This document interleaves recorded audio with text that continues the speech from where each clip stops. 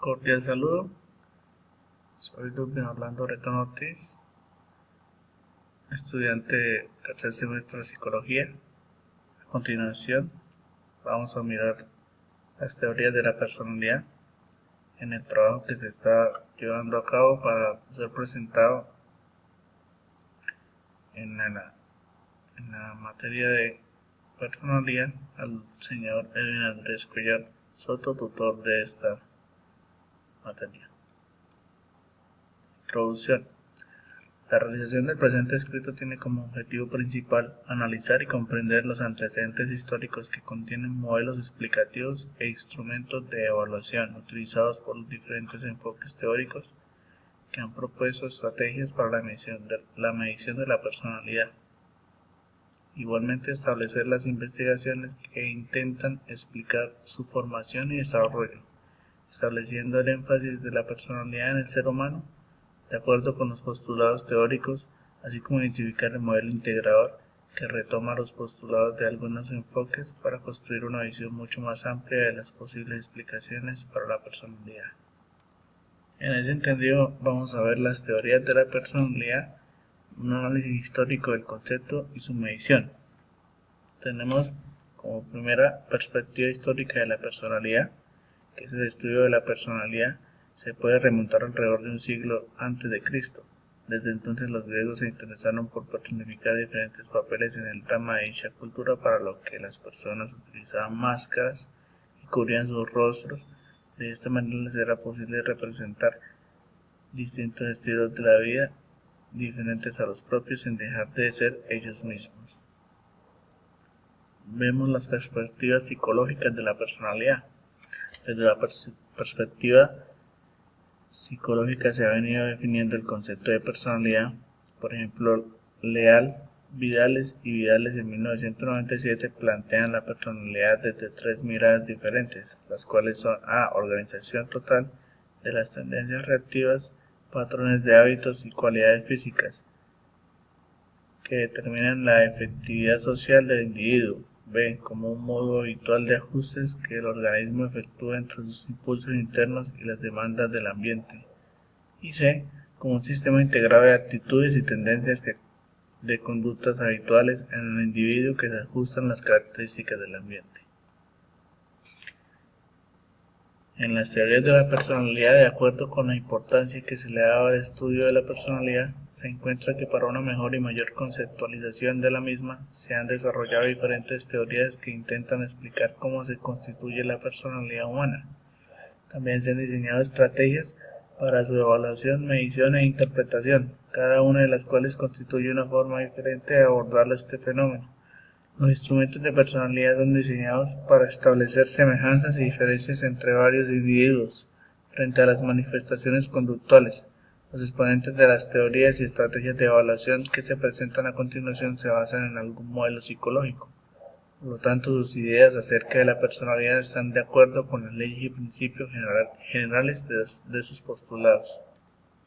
Teoría psicodinámica de la personalidad. De acuerdo con el teórico más importante de este paradigma de la psicología, Sigmund Freud, del 56 al 39, de 1856 a 1939.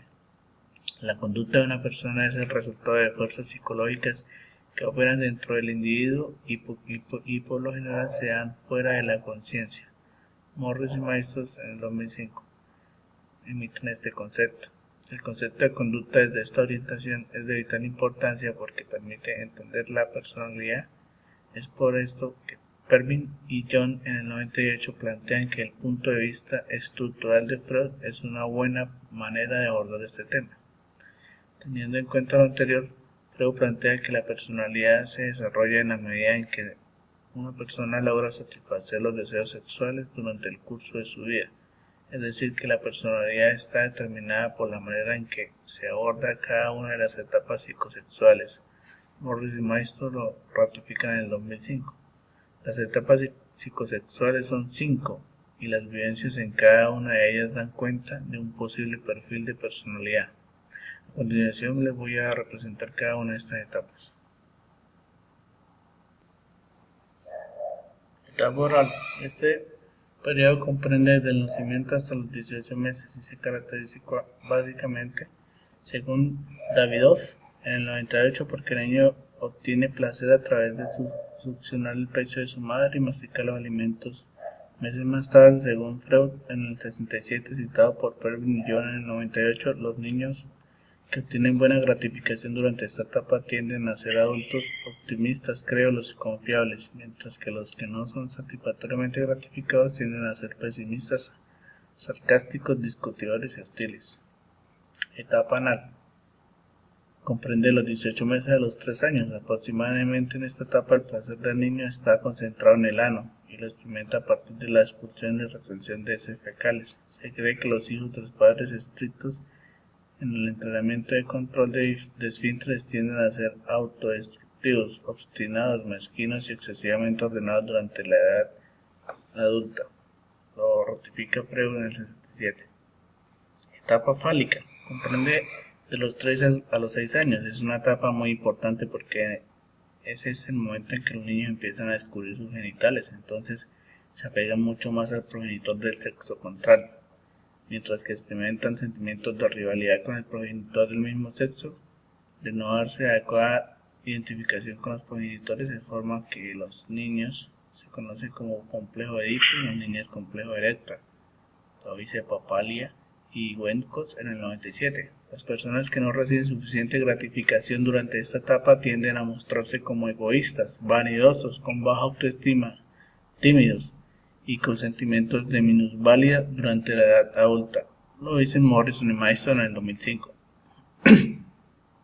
Etapa de latencia. Va de los 6 a los 12 o 13 años. Freud creía que en esta etapa el interés del sexo disminuye y los niños pueden jugar con otros niños del mismo sexo sin experimentar ninguna dificultad. También lo dicen Papaley y Wendkos en el 97. Finalmente, de los 13 años en adelante, Freud describe la etapa genital, momento en el cual se despiertan los impulsos sexuales, permitiendo que el adolescente satisfaga todos sus deseos reprimidos durante la niñez. Las personas que logran abordar satisfactoriamente esta etapa desarrollan un buen sentido de responsabilidad y preocupación por los demás. Lo dice Davidoff en el 98. Teoría fenomenológica de la personalidad. La teoría fenomenológica de la personalidad, a diferencia del psicoanálisis, considera que el ser humano no debe ser comprendido como resultado de conflictos ocultos e inconscientes, sino que tiene una motivación positiva y que conforme a cómo evoluciona en la vida, el hombre va logrando tener niveles superiores de funcionamiento, teniendo en cuenta que la persona es responsable de sus propias actuaciones y por ende de las consecuencias que le sobrevienen. Dos de los teóricos importantes de esta comprensión de la personalidad son Carl Rogers y Gordon Allport. Teoría de los rasgos. La teoría de los rasgos se refiere a las características particulares de cada individuo como el temperamento, la adaptación, la habilidad emocional y los valores que le permiten al individuo girar en torno a una característica en particular.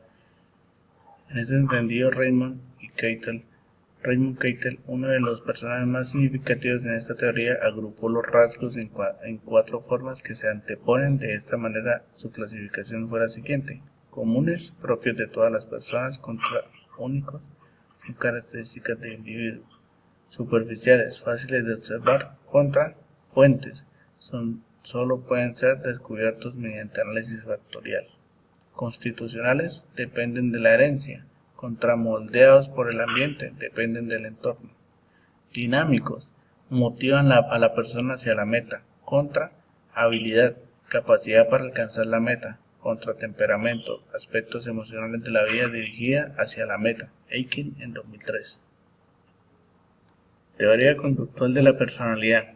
Watson, padre del conductismo, manifestó su acuerdo con la teoría de John Locke en el siglo XVII sobre la tabula rasa, teoría de la personalidad según la cual un recién nacido vive en blanco y es el ambiente el que determinará la personalidad debido a la moldeabilidad de éste, no solo en la infancia sino también en la etapa adulta. Davidoff en el 98 lo hizo. De otra manera, Skinner, quien realizó experimentos sobre el aprendizaje animal y humano, concluyó que lo que una persona aprende a hacer es semejante a como aprende otras cosas. Por tal razón, lo que implica motivación inconsciente, aspectos morales y rasgos emocionales no existe. Papal y Wendkos en el 97 también lo ratifican. Teoría cognitiva de la personalidad. Esta teoría plantea que la conducta está guiada por la manera como se piensa y se actúa frente a una situación, sin embargo no deja de lado las contingencias que ofrece el ambiente inmediato ante cualquier situación. En palabras de Bandura 1977, la personalidad es la interacción entre cognición, aprendizaje y ambiente. De igual manera juegan un papel importante las expectativas internas de los individuos, pues el ambiente influye de la manera que de comportarse y por lo tanto modifica las expectativas del individuo ante otras situaciones respecto a su comportamiento, teniendo en cuenta que las personas se ajustan a unos criterios o estándares de desempeño que son únicos a la hora de calificar un comportamiento en diversas situaciones. Teoría integradora de la personalidad.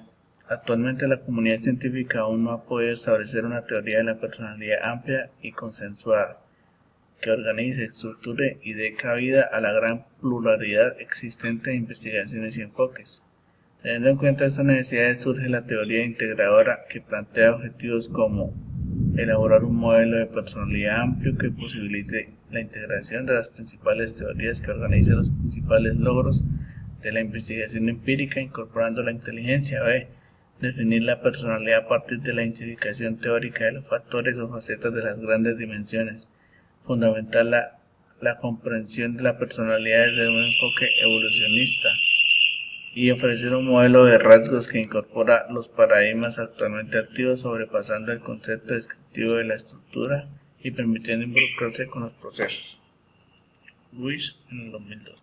De acuerdo a lo antes evidenciado, podemos obtener las siguientes conclusiones. Teniendo como referente la diversidad de puntos de vista o planteamientos identificados a lo largo del presente trabajo, referenciando a la personalidad con una variedad amplia en cuanto a ideas y conceptos, razón por la cual se hace muy relevante las percepciones identificadas en ese escrito, es allí que las diversas corrientes psicológicas que en cada periodo histórico emiten su concepto con las manifestaciones que se hacen evidentes en los seres humanos, llevan a buscar y establecer los criterios universales para identificar perfiles de personalidad. De igual forma, a lo largo de la historia ha sido difícil unificar criterios de personalidad debido a que desde las diferentes posturas teóricas se han planteado diversos criterios, categorías y definiciones que no se enmarcan dentro de una perspectiva que incluye a todos los factores que la componen. Gracias por su atención. Estén bien, bendiciones y éxitos.